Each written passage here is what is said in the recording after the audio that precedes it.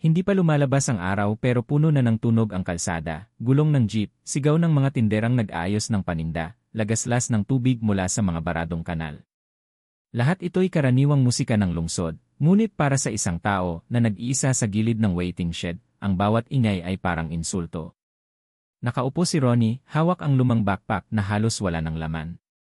Ang tanging laman nito ay isang pirasong panyo, isang galapong na tinapay na tuyo na, at isang wallet na may lumang larawan ng babaeng may simpleng ngiti at batang nakayakap sa lid niya. Bawat tingin niya sa litratong iyon, parang may dalawang kamay na pumipisil sa lalamunan niya. Hindi dahil sa kasabikang makita ang mga ito, kundi dahil sa bigat ng katotohanan, hindi siya nakapagpadala ng pera nitong huling buwan. Nagsimula ang lahat bilang isang pangarap, Manila. Para kay Ronnie, ito ang lupain ng oportunidad, malalaking gusali, trabaho, at sahod na sapat para bumili ng bagong bubong at bagong tsinelas para sa anak. Ngunit sa halip, natagpuan niya ang sarili sa loob ng pabrika ng tela, halos hindi nakakauwi, kumakain ng sardinas 3 beses sa isang linggo. At noong pumutok ang balita na magsasara ang kumpanya, para bang binunot ang sahig sa ilalim ng mga paa niya. Paano na ako uwi, bulong niya, pinagmamasdan ang mga bus na nagdaraan.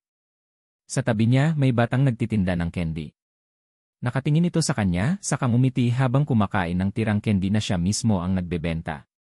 Napakibit balikat siya at ibinaling ang tingin sa dumaraan na truck, malaki, luma, at punang mga kahong nakatali ng lubid. Nakasulat sa gilid ang Tacloban Express. At doon, parang kidlat na pumasok ang ideya, kung wala akong pamasahe, bakit hindi ako magtago? Kumilos siya nang hindi nag-isip.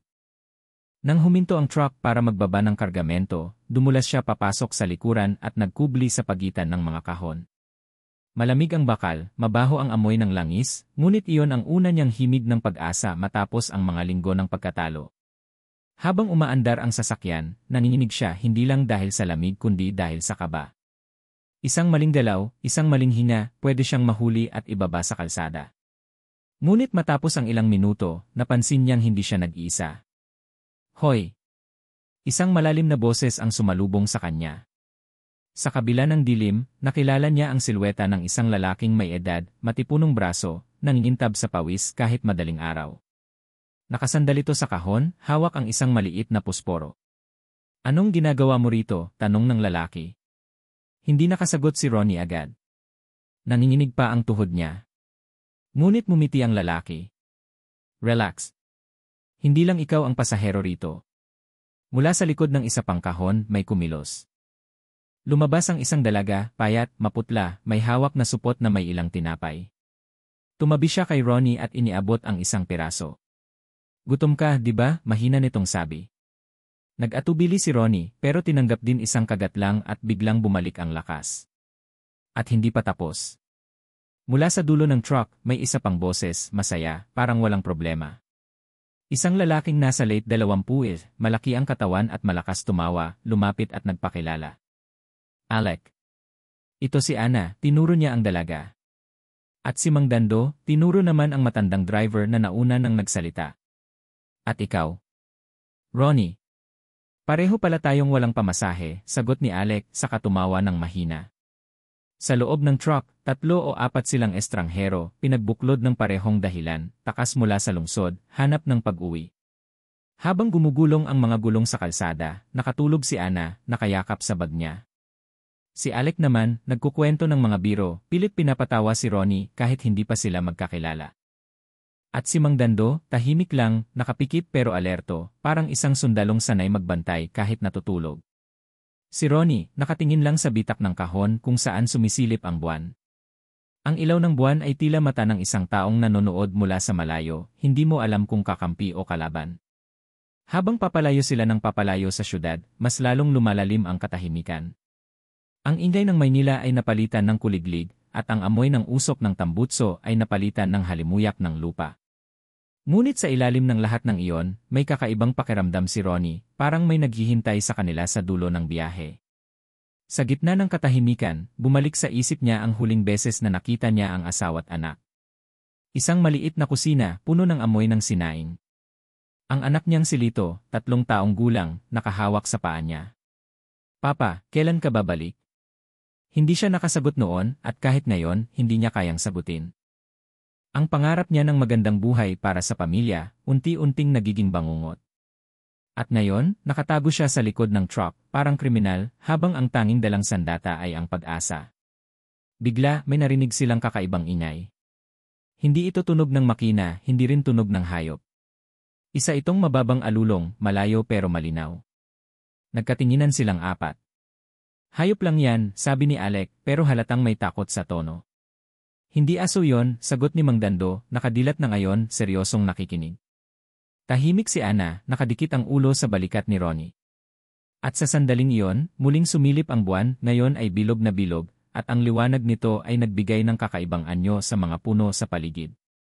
Ang mga sanga ay parang kamay na nag-aabot mula sa dilim, at ang bawat kaluskos sa damuhan ay parang yabag ng isang nilalang na hindi dapat naroon. Ronnie humigpit ang hawak sa kanyang bag. Sa isip niya, bumalik ang tanong na paulit-ulit na bumabagabag, tama ba ang desisyon kong sumama sa truck na ito? At bago pa siya makahanap ng sagot, biglang nagpreno ng malakas ang truck. Umalinggaw ang sigaw ni Ana, bumagsak si Alex sa kahon, at naramdaman ni Ronnie ang bigat ng bakal na kumakawala mula sa ilalim nila. Ang mundo ay nag-ikot, at sa isang iglap, wala na silang hawak na balanse. Ang truck ay dumausdos pababa ng isang matarik na kalsada. Ang mga kahon ay lumipad, at ang mga sigaw ay nagsabay-sabay. Isang segundo bago ang lahat ay madilim, nakita ni Ronnie ang buwan sa labas, bilog, maputi, malamig. At sa gilid ng liwanag nito, may aninong gumagalaw. Hindi tao. Hindi aso. At saka ang bangin. Sa isang iglap, lahat ay ingay, bakal na humuhugos, kahoy na nagkakabasag, at mga sigaw na parang walang dulo. Ang truck ay gumulong pababa ng bangin, at ang loob nito ay naging kulungan ng katawan at kahon.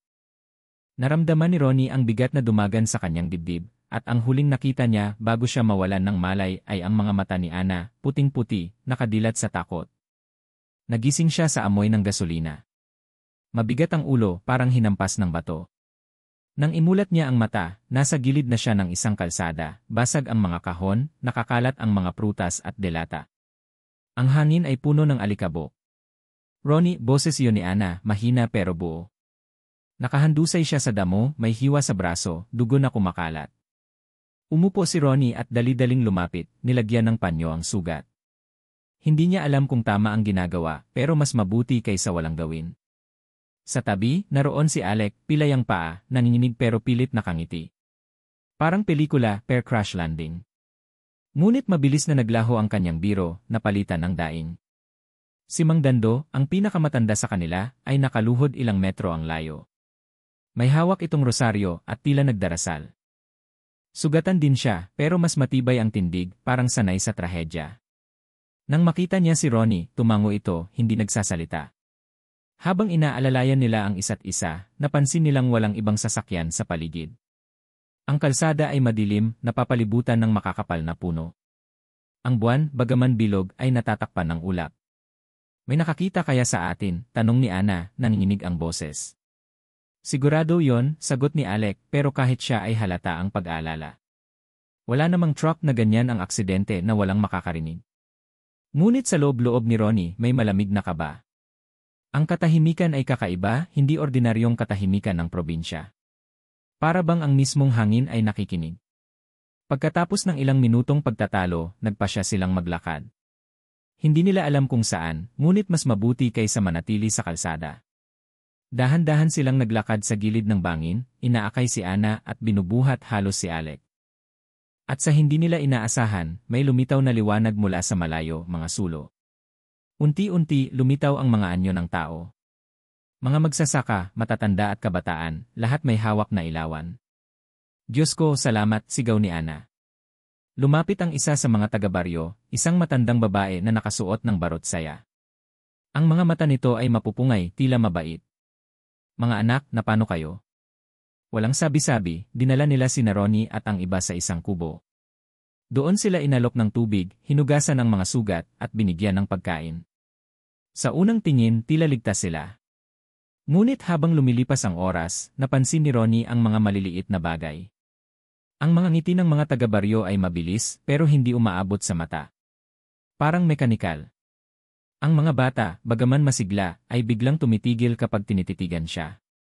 At ang matatanda, palihim na nagbubulungan tuwing lililingon siya.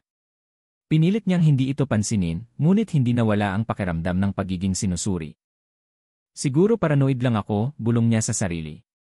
Kinagabihan, habang nagpapahinga sila sa kubo, dumating ang isang lalaki, matangkad, maitim ang balat, at may malakas na presensya.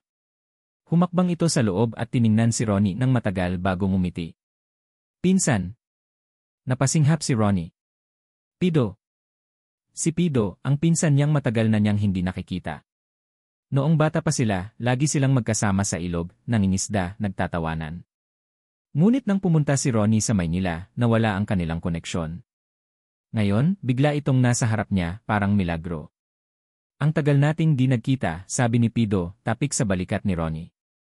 At heto ka, muntik ka pang mamatay sa kalsada. Nagkatawanan ang mga taga-baryo, parang lahat sila'y masaya sa muling pagkikita. Ngunit sa loob ni Ronnie may kakaibang bigat.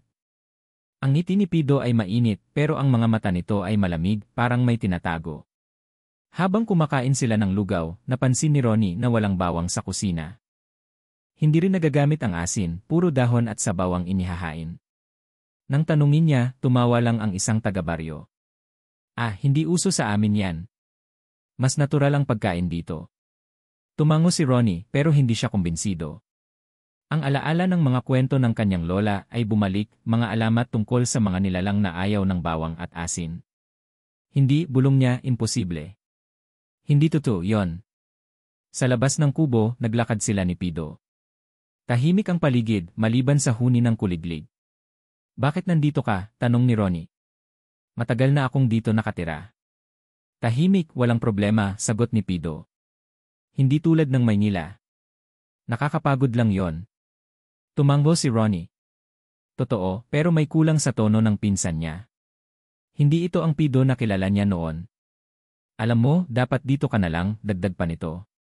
Magaan ang buhay, may mga taong aalaga sa'yo. Ngumiti si Ronnie, pero hindi makasagot. May kung anong nangingilabot sa kanya, hindi sa mga salita ni Pido, kundi sa paraan ng pagkakasabi nito.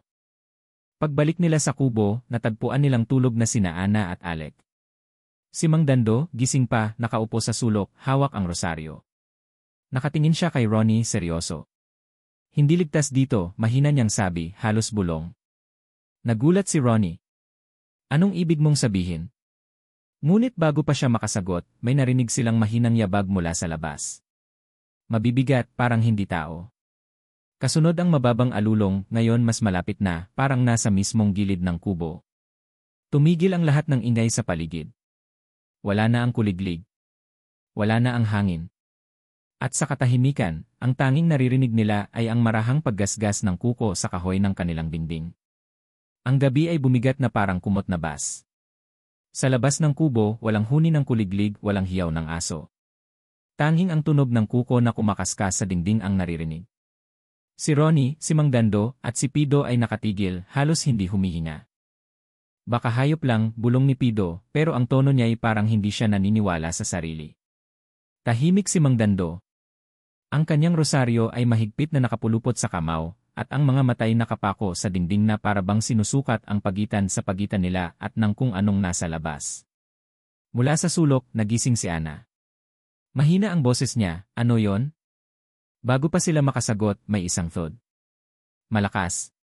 Parang may tumalon mula sa bubong. Umuga ang kubo. Sumigaw si Alec, napabalikwas, hawak ang pilay na paa. May tao sa bubong. At doon, biglang katahimikan. Si Ronnie ang unang lumabas. Kinakabahan, hawak lang ang isang patpat na nabunot niya mula sa sahig. Ang hangin ay malamig at ang buwan ay bumukas mula sa ulap, bilog, maputla, parang mata ng isang nakatingin. Sa gilid ng kubo may nakatayo. Isang aninong payat pero mahaba ang galaw, parang hindi alinsunod sa katawan ng tao.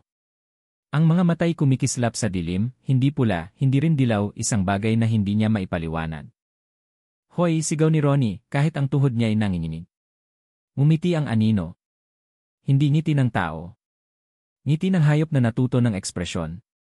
At bago pa siya makagalaw, umatras ito papunta sa gubat, mabilis, halos parang naglaho. Sa loob, ibinalita ni Ronnie ang nakita. Si Ana ay halos mapahikbi, si Alec nagpilit magpatawa, baka lasing lang yon, nagkataong nakaputi. Pero halata sa kanyang mukha ang takot. Tahimik si Pido. Ngunit bigla siyang nagsalita, mga kwento lang yon. Hindi natin dapat seryosohin. Kwento, singhan ni Mang Dando. Ikaw, dito nakatira, hindi mo alam ang alamat ng lugar na to. Mga ayong, mga halimaw na hindi tao kapag sumikat ang buwan. Nanlamig ang silid. Ang salitang iyon, ayong, parang kulog sa dibdib ni Ronnie. Naaalala niya ang kwento ng kanyang lola, mga nilalang na kumakain ng laman, nagtatago bilang kapitbahay sa umaga, at nagiging mababangis sa gabi. Nagdesisyon si Mang Dando, hindi tayo pwedeng magtiwala. Kung bukas ng umaga buhay pa tayo, aalis tayo rito. Ngunit hindi sila pinayagang makatulog ng payapa.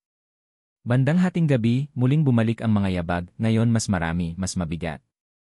May mga aninong dumadaan sa labas ng bintana, mabilis, parang nagsasanay ng bilog. Si Ana, hawak ang kamay ni Ronnie, bulong, hindi sila tao, at doon, isang bata ang sumilip sa pintuan. Mga 7 taon lang, walang saplot sa paa, nakatitig kay Ronnie. Sa unang tingin, inosente. Pero nang ngumiti, nakita ang hanay ng ngipin, hindi pantay, mahahaba, parang pangil ng hayop. Nabitawan ni Ronnie ang patpat. Ang bata ay biglang tumakbo palayo, naglaho sa dilim. Wala na silang oras para mag-alinlangan. Kumuha sila ng kung anong meron, patpat, kawayan mula sa bakod, ilang kutsilyong kalawangin. Si Mang Dando ay naglatag ng asin mula sa bulsa, isang maliit na supot na dala niya palagi. Bakit ka may asin? Tanong ni Ronnie. Hindi lahat ng kwento ay kathang-isip, sagot ng matanda.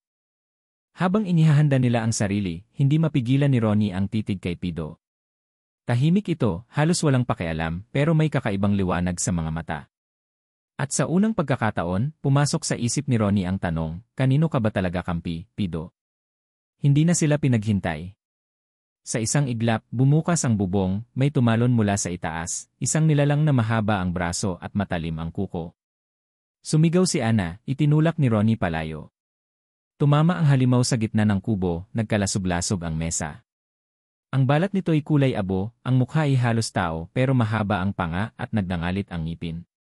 Ang mga matay kumikislap sa liwanag ng sulo. Si Alec, kahit pilay, sumugod gamit ang patpat, sinaksak ang halimaw sa balikat. Umatras ito, umalulong, at sa bawat alulong, narinig nila ang sagot mula sa labas, maraming boses, mas marami pang paparating. Si Mang Dando ay mabilis na nagbuhos ng asin sa sugat ng nilalang. Umarko ito, sumigaw ng malakas, at biglang kumawala palabas. Pagkatapos ng labanan, hingal silang lahat. Si Ana umiiyak, si Alec halos mawalan ng malay. Ngunit sa halip na tulungan, si Pido ay tumawa ng mahina. Mga tanga, bulong niya. Kung hindi kayo nag-ingay, hindi nila tayo atakehin. Anong ibig mong sabihin? Tanong ni Ronnie, nanginginig ang boses. Ang mga ayong hindi sila basta halimaw. May dahilan sila. At hindi lahat ng tao rito ay kaaway. Nanlamig si Ronnie. Hindi malinaw kung pagtatanggol iyon o pagbabanta. Pero malinaw na may tinatago ang kanyang pinsan. Habang nagdidilim muli ang paligid, tumingin si Mang Dando kay Ronnie. Hindi tayo tatagal dito. Kailangang pumili ka, maniniwala ka ba sa pinsan mo, o sasama ka sa amin para lumaban? Hindi agad makasagot si Ronnie.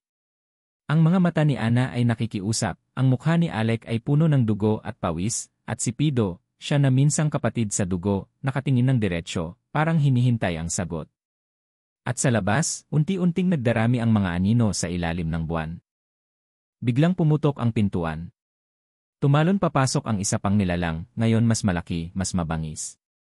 Ang mga kuko nito ay bumaon sa dingding at ang buong kubo ay umuga. Sigaw si Ana, Ronnie. Sa gitna ng lahat ng ito, nahulog ang larawan ng kanyang asawa at anak mula sa bulsa niya, lumapag sa sahig. Napatitig si Ronnie at sa sandaling iyon, naalala niya kung bakit siya lumalaban. Ngunit bago pa siya makakilos, si Pido ang unang gumalaw. Kinuha nito ang larawan mula sa sahig, at sa malamig na ngiti, bulong, hindi sila ang una kong kinuha. At doon, biglang nagdilim ang lahat. Ang pintuan ng kubo ay nakalaylay na, halos mapunit sa lakas ng halimaw na sumugod. Sa loob, amoy pawis, dugo, at abo. Si Ronnie ay nakatayo, hawak ang patpat na basa ng dugo, habang nanginginig ang dibdib niya sa bawat hinga. Sa tabi niya, si Ana ay nakasiksik, umiiyak ngunit pilit pinatitibay ang sarili. Si Alec ay nakalupasay, nanginginig ang binti, at si Mang Dando ay nakapikit na tila nananalangin sa bawat segundo. Ngunit ang pinakamapanganib ay si Pido. Tahimik, nakatayo sa dilim, hawak ang larawan ng pamilya ni Ronnie. Hindi ito sinoli. Isoli mo yan, boses ni Ronnie garalgal. Umiti si Pido, bahagyang umiling. Kung isusoli ko man, handa ka ba sa kasamang alaala? Pido, anong sinasabi mo? Nanginginig ang boses ni Ronnie, pero may apoy na sa loob. Umusad si Mang Dando, hawak ang rosaryo. Kung may alam ka, sabihin mo na. Hindi ito ang oras para sa laro. Ngunit bago pa makasagot si Pido, muling umalulong ang mga nilalang sa labas, ngayon ay mas malakas, mas marami. Parang nasa paligid na nila ang buong baryo. Hindi tayo magtatagal dito, sabi ni Mang Dando.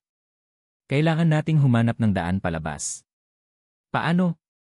Pilay ako, sabat ni Alec, halos galit na.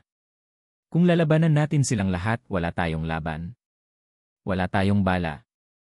Kahoy? Asin? Hanggang kailan?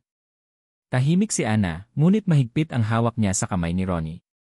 Tumingin siya sa kanya, mga matang puno ng takot at panalangin. At sa gitna ng lahat ng iyon, si Pido'y kalmado lang, parang hindi apektado. May daan. Pero may kapalit. Nagulat silang lahat. Ano nang ibig mong sabihin? Tanong ni Ronnie. Hindi lahat ng tao rito ay kaaway, sagot ni Pido. May kasunduan ng ilan. Ang mga ayong hindi basta pumapatay kung may nag-aalay.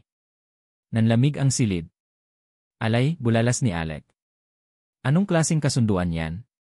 Ngumiti si Pido. Kapag nagbigay ka, ligtas ka. Kapag sumama ka sa kanila, mas higit pa, kayang ibalik ang nawala. Doon napako ang mata ni Ronnie sa pinsan niya. Ibabalik? Ano nang ibig mong sabihin? Lumapit si Pido, ibinaba ang larawan sa mesa. Ang asawa mo. Ang anak mo. Hindi pa huli para makita mo sila muli. Parang may humawak sa leg ni Ronnie.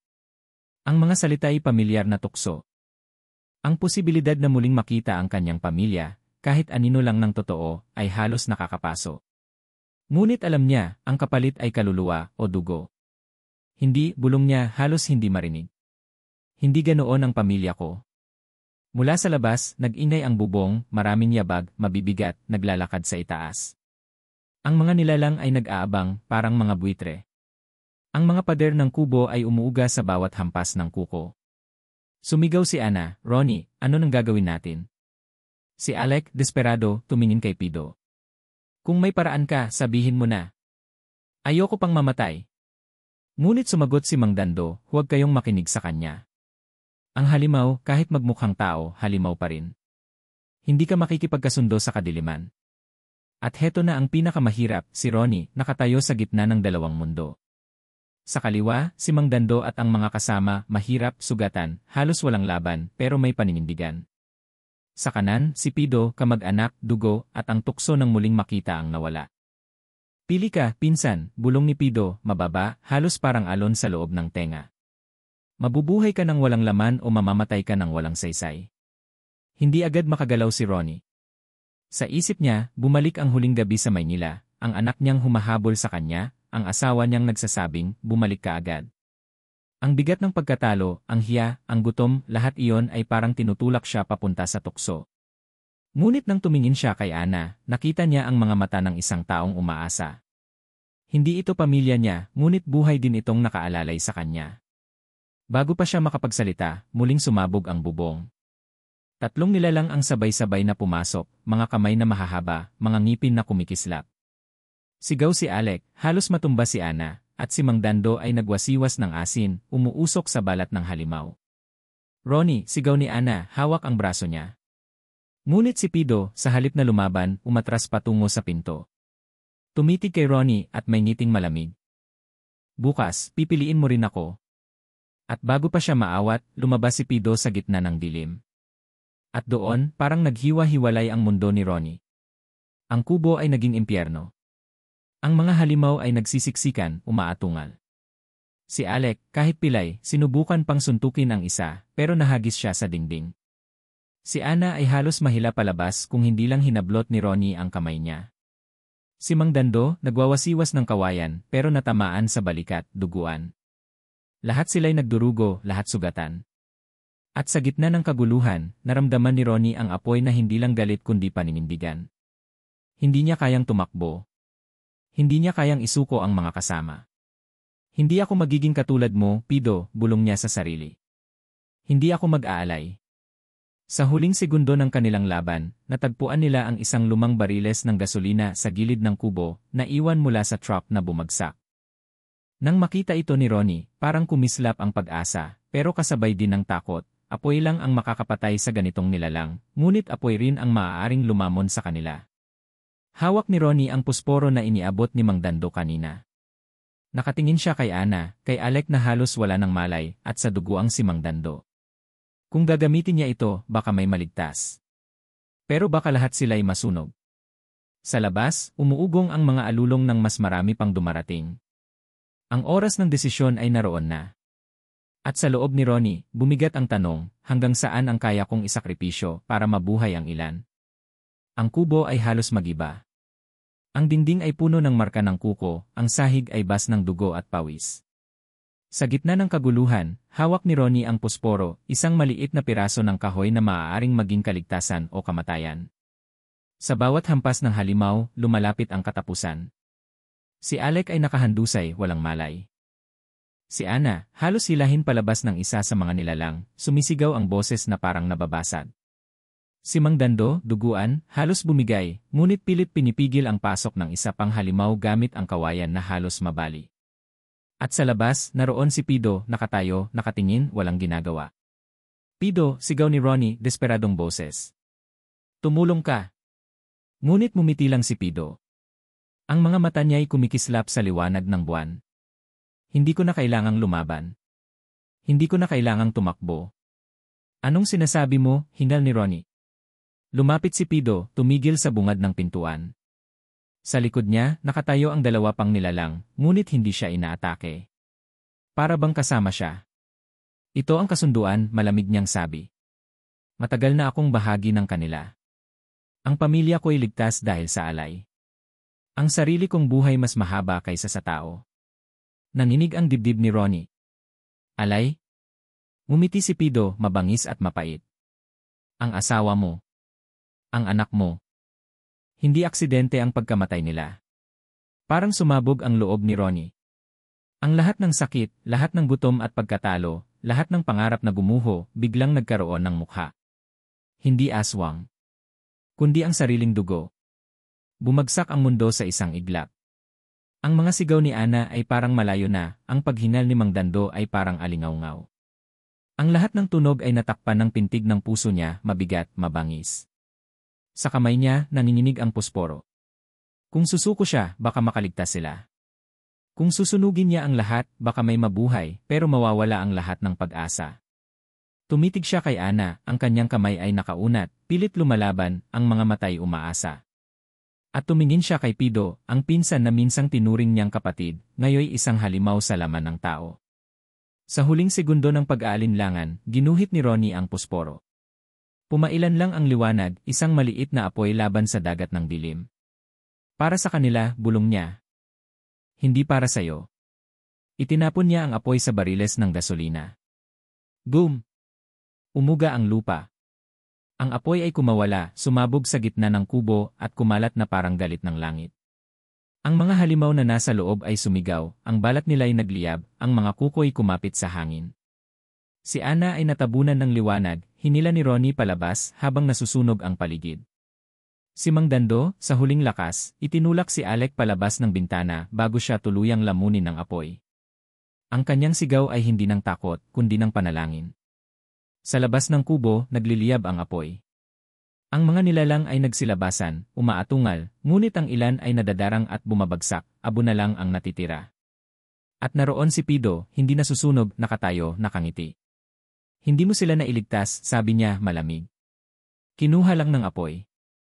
Hindi ka bayani, pinsan, isa kang mamamatay tao.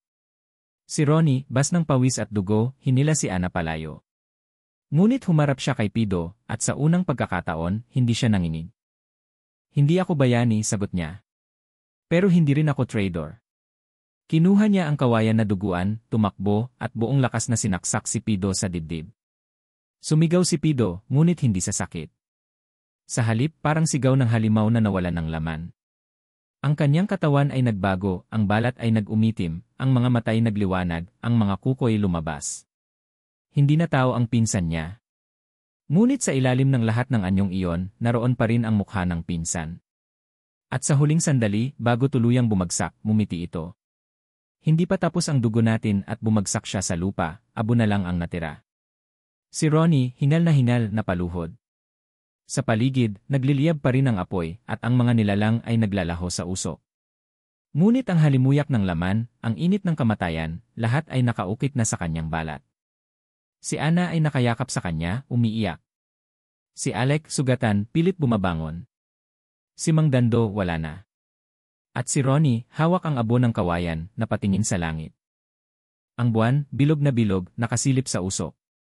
At sa katahimikan matapos ang kaguluhan, narinig nila mula sa malayo ang panibagong alulong. Hindi pa tapos ang gabi. Ngunit sa loob ni Ronnie may kakaibang katahimikan. Hindi na siya biktima. Hindi na siya alipin ng hiya at gutom. Ngayon, siya'y isang tao na may bitbit na kasalanan at sakripisyo, at isang panatang hindi na muling mauulit ang pagkakanulo. Ang apoy ay unti-unting humina, ngunit ang usok ay nanatiling makapal. Sa paligid ng nasunog na kubo, tanging abo at mga piraso ng kahoy ang natira. Ang hangin ay amoy sunog na laman, at ang buwan ay nakatago na sa ulap, para bang nahihiyang tumingin. Si Ronnie ay nakaluhod sa lupa, bas ng dugo at pawis. Sa tabi niya, si Ana ay nanginginig, yakap ang sarili. Si Alec, sugatan at pilay, halos hindi makagalaw ngunit buhay pa rin. Si Mang Dando, ang matandang nagdasal, nagbantay, at nag-alay ng sarili, wala na. Tahimik ang lahat. At sa katahimikan, naririnig pa rin ni Ronnie ang sigaw ni Pido, ang huling ngiti nito, ang boses na bumubulong, hindi pa tapos ang dugo natin, kinabukasan, pumutok ang unang liwanag ng araw. Ang kagubatan, nakagabi pugad ng halimaw, ay mistulang ordinaryong gubat muli. Ang mga aboy na tabunan ng hamog, at ang mga ibon ay bumalik sa kanilang awit.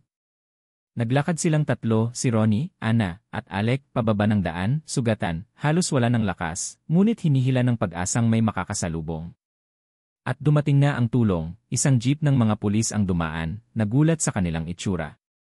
Dinala sila sa bayan, pinagamot, at kinuwento nila ang nangyari. Ngunit ang mga pulis ay nagtawanan, umiling, at sinabing, mga alamat lang yan. Siguro deliryo lang dala ng trauma. Walang naniwala. Habang nakahiga sa lumang kama ng klinika, nakatitig si Ronnie sa kisame. Ang katawan niya ay sugatan, ngunit ang sugat sa loob ay mas malalim. Sa bawat pagdilat ng mata, nakikita niya ang mukha ni Pido, hindi bilang pinsan, kundi bilang halimaw.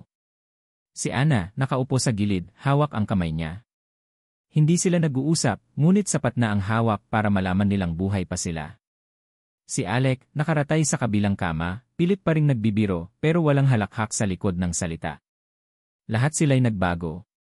Lahat sila'y iniwan ng apoy. Makalipas ang ilang linggo, nakabalik si Ronnie sa kanilang bayan. Ang lumang bahay na iniwan niya ay naroon pa, luman at halos bumigay, ngunit naroon pa rin. Binuksan niya ang pinto at sinalubong siya ng katahimikan. Sa mesa, inilapag niya ang larawan ng asawa't anak. Sunog na ang gilid, nadampian ng apoy mula sa gabi ng pagsabog, ngunit buo pa rin ang mga mukha. Hindi ko kayo naibalik, bulong niya, luha ang nakatitig. Pero ipinaglaban ko ang alaalan nyo. At sa loob niya, may bigat na hindi na mawawala.